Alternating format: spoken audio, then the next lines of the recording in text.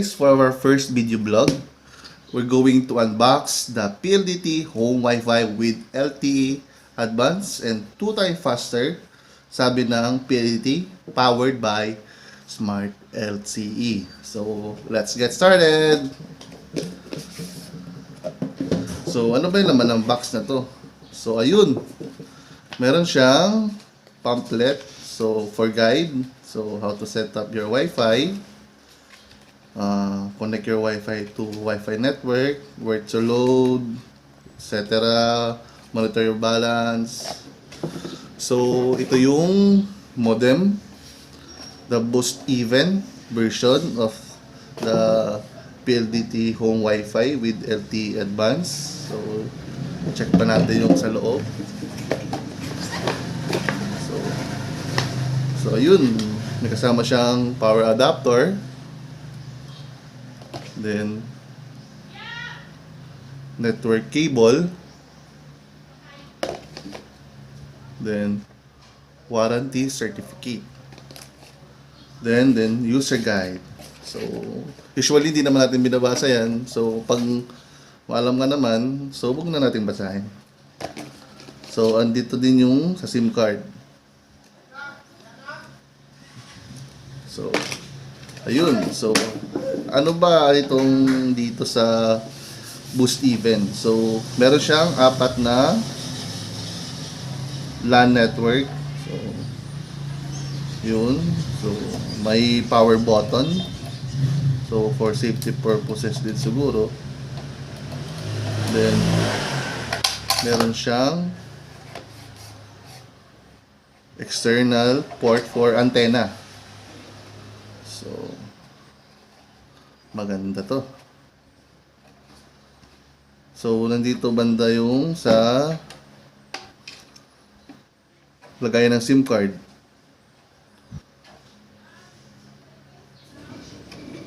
Then, nandito din yung details nung sa Wi-Fi. So, yung password ng modem nandyan. So, kung paano ma-access yung ano.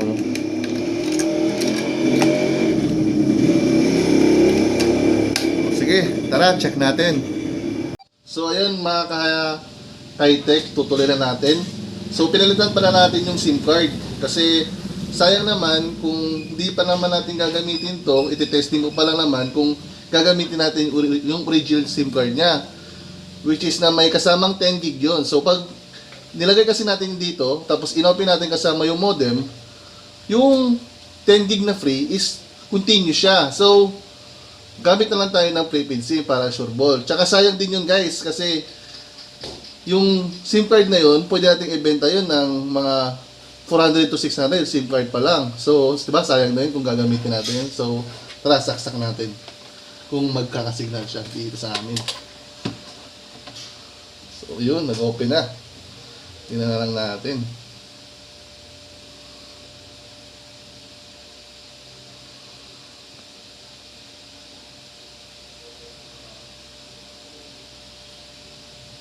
So, medyo, by the way guys, dito pala sa itong Pldt modem na to ng Boosteven, masyadong mabagal to mag-boot up, unlike no mga other modems na encounter ko. Ito yung pinakamabagal talaga.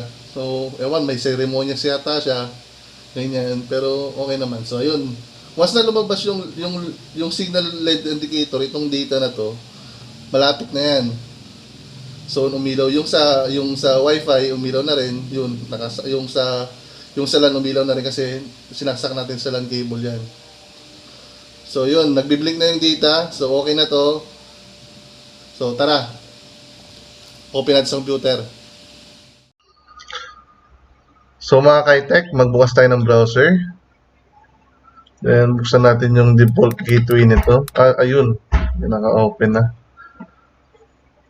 Yung 192.168.1.1. So, yan po yung default na gateway nitong Boosteven Pldt at home. So, yung default password nito is yung Pldt home.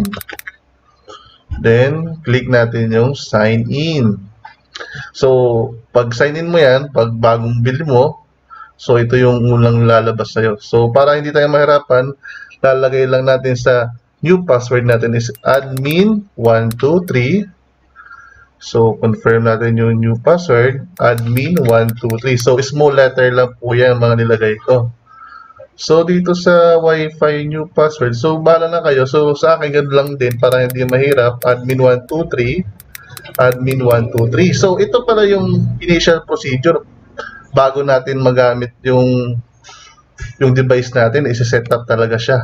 So, admin123. So, admin123. Bakit nga ba dalawa yung password? Yung dito. So, yung Boosteven is a Cat6 device o Cat6 modem. So, usually, pag Cat6 device, mostly, meron yung dalawang klase ng Wi-Fi. So, yung 2.4G, tapos yung 5G password. So, ano bang pinagkaiba nito? Short briefing lang. So, yung 2.4 long range, yung 5G short range but very powerful. So search nyo na lang sa Google kung ano pa yung gusto nyo malaman. So, by the way pala, pahabol lang, yung pinaka-latest natin ngayon is yung Wi-Fi 6. So, mas stronger. Pero hindi ko pa siya na-testing. Pero, hindi ko lang alam yung range. Pero, all I know is malakas siya ngayon. So, save na natin para magamit natin. So, ito pala. Password must be at least 8 characters, must contain a number, an uppercase letter, and special character. So, ang gawin na lang natin is big letter na A, admin, at, lagyan natin ng at, 1, 2, 3. So, admin, big letter na A, tapos at, 1, 2, 3. So, ganun din pala ha. So, ganun na lang natin lahat guys. Admin, at 1, 2, 3. Admin, at 1, 2, 3. So, admin, at 1, 2, 3. Admin, at 1, 2, 3. So, yun, may dumang tricycle. So, save natin. So magre-reconnect tayo ngayon. So, yung ilalagay natin, yung password na nilagay natin kanina, which is yung admin nga. Admin na big letter yung A, at 1, 2, 3. So, sign ulit tayo. Sign in. So, thanks for choosing Lte. We're going to set up the router. So, sige, diretso na. Quick setup tayo. So, yung current, yun nga, lalagay mo pa din. So, parang ganun lang din yung ginawa kanina eh. So, dito sa user, papalitan natin yung password sa internet connection, to-check yung sa signal. Tapos, yung WLAN settings, papalitan yung sa password, yung sa password ng ano. So, hindi na natin kailangan yun, guys. Kasi dumala tayo kanina eh. Nagpapap na yun kanina eh. So, exit na lang natin. So, yun. Pag-exit natin na dito ay sa pinaka-main dashboard. So, ano ba yung una makikita natin sa main dashboard? So, yun nga, usually yung sa internet. So, makikita natin dito yung signal strength. So, yung connection status, naka-enable. So, ibig sabihin, may internet to. So, try nga natin kung may internet talaga. Ayun. May internet nga. So, 4G LTE. So, yun. Tsaka, okay. So, itong nabili ko pala is, yung version niya is 4.1. So, yung pinaka-latest version pala ng Pldt at home na software dito sa Boosteven is yung 4.2. So, ayun. Siya. So, punta nga, tingnan nga natin dito sa... So, yun nga, may SMS din pala siya. So, dito, siguro pag may mag-expire na, wala lang load, makikita mo dito. Then, dito sa wireless, yun 2.4. So, okay din pala kasi pwede mo siyang i-disable tsaka i-enable yung 2.4 tsaka 5 GHz. So, sana, no, dapat meron siyang tinatawag na yung band steering. So, yung pag tinawag natin dito sa wireless, yung band steering, isang Wi-Fi na lang yung magbo-broadcast, pero combination siya ng 2.4 GHz tsaka yung 5 GHz. So, either pag lumayo ka, papasok ka doon sa 2.4 automatic, then kung malapit ka, 5 GHz siya. So, no need for you to interchange the connection. So, ayun, meron mga channel. So, nga dapat talaga merong band steering to sa Wi-Fi band steering.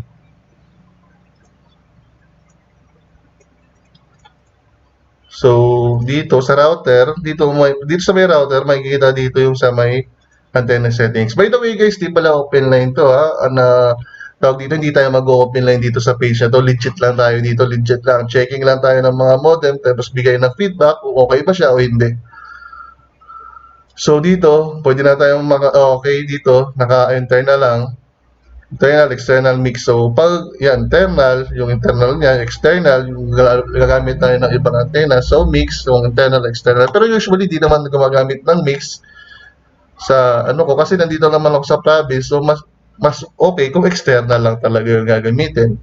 So, kung nandun ka sa mga municipality dito sa amin, na medyo mahina pag nasa bayan, no choice, kahit mag-internal at external ka, pares naman mahina.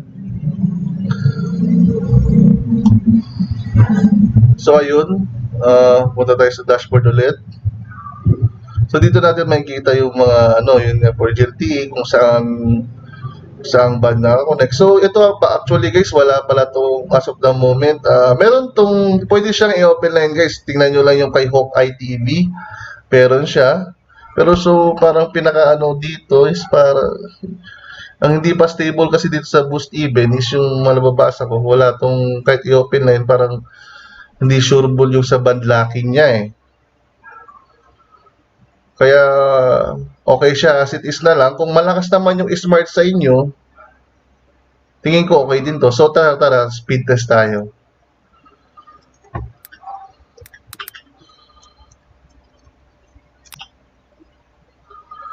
Dito tayo. Kay Okla. So internal to internal. So mamaya testing tayo gamit yung guys, speed test na natin yung Pldt at home. Tingnan natin. Bali, naka-internal pala siya guys. Internal antenna yung settings nito. Yun, ping ay 27. So, yun, pumapalo siya ng 20 Mbps hanggang 24. Almost 24 Mbps yung download niya. Then yung sa upload naman niya,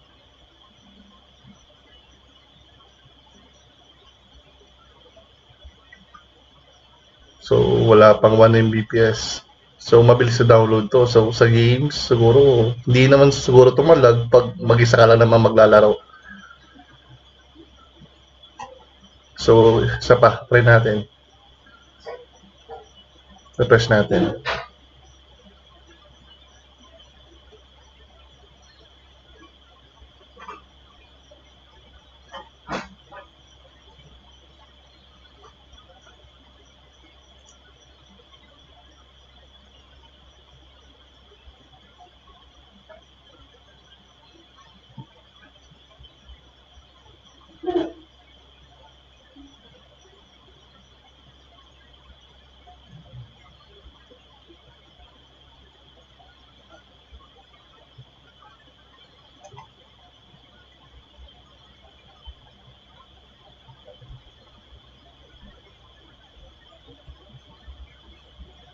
Medyo matagal Yung problema nito. So, yun.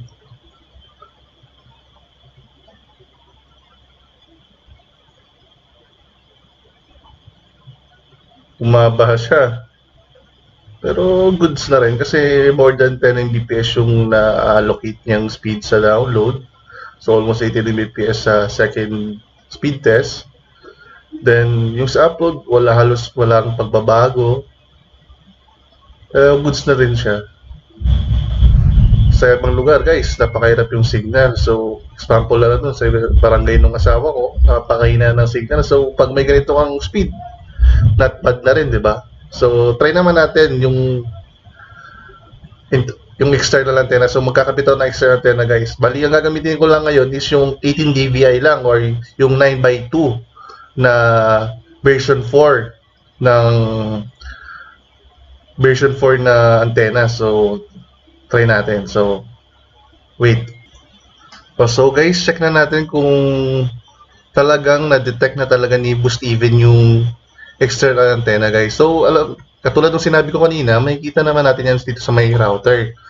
Then punta tayo sa may antenna settings. So ito, detected naman siya, internal. So paano ba natin malalaman guys talagang detected yung antenna? So yung antennas dito, dapat yan, set mo lang sa auto. So once na nakaset yan sa auto, kung detected talaga yung antenna, automatically magiging external to guys. External yan. So try natin mag speed test ulit. Ito gamit yung version 4 na 2x2 dBi. Tingnan natin kung may pagbabago ba siya. So mas bumaba yung ping guys. Then sa speed, kita naman natin talagang nag-boost talaga siya. 'Di ba? So gamit yung version 4 na antenna na 9x2. So almost 50, 55, 50, 57 Mbps guys ang tinaas. Grabe. Almost 100% yung na-boost sa then sa upload. Kita mo naman from 1 Mbps guys. Ngayon almost 12 Mbps na yung sa upload. So sulit siya, sulit guys. So try natin kung hindi lang siya Then tingnan natin ulit.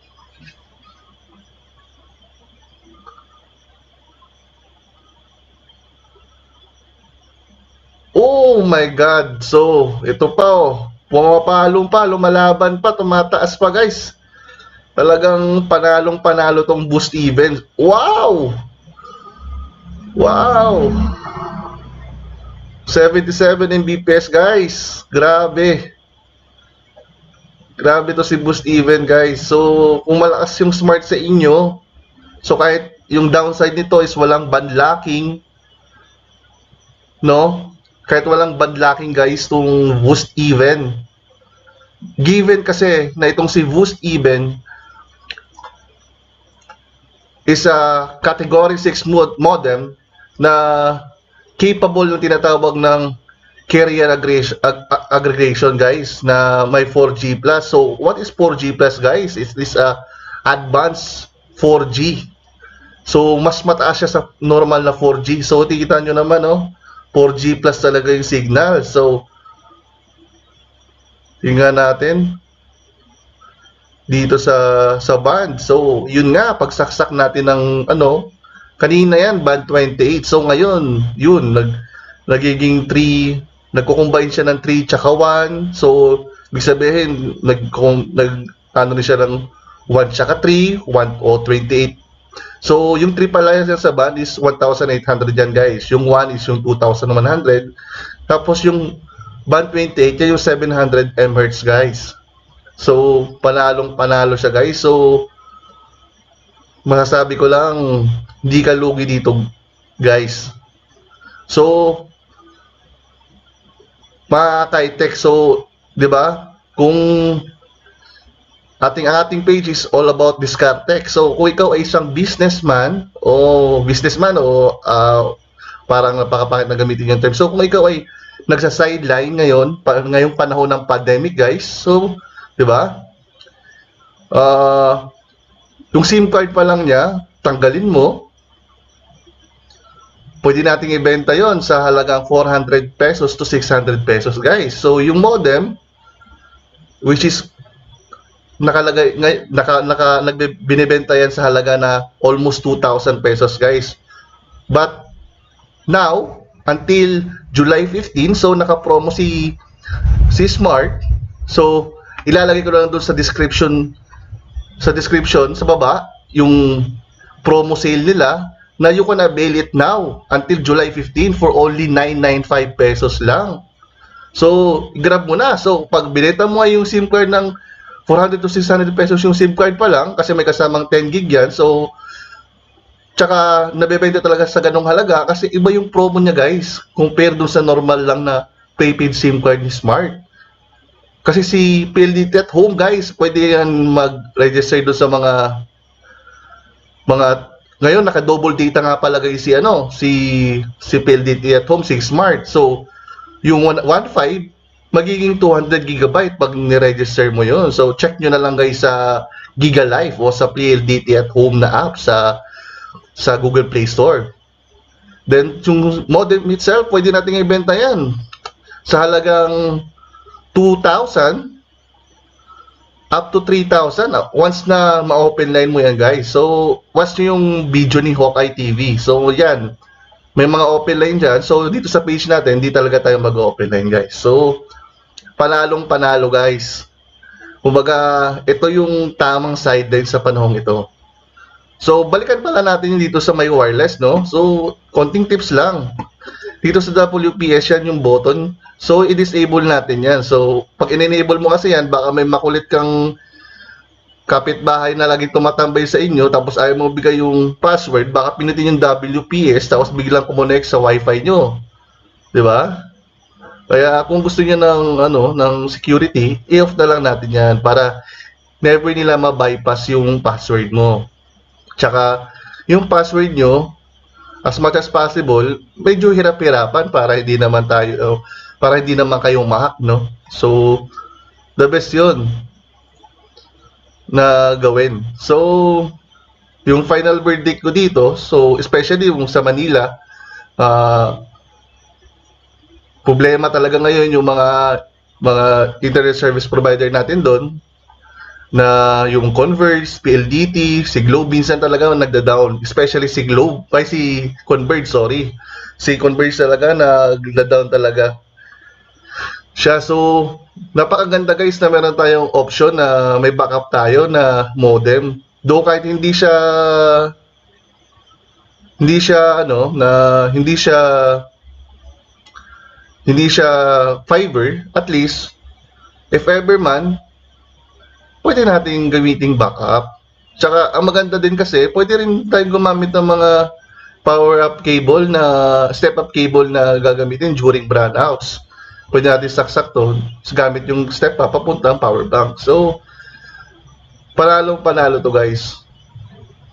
So kung gagamitin nyo man sa business, sa bahay, pwede to. Ito talagang tamang diskarte. Especially ngayon na naka-promo si Smart, grab na opportunity guys. Totally diskarte talaga. Hindi lang techie, dapat may diskarte ka. Hindi puro lagi bili, dapat may diskarte din tayo.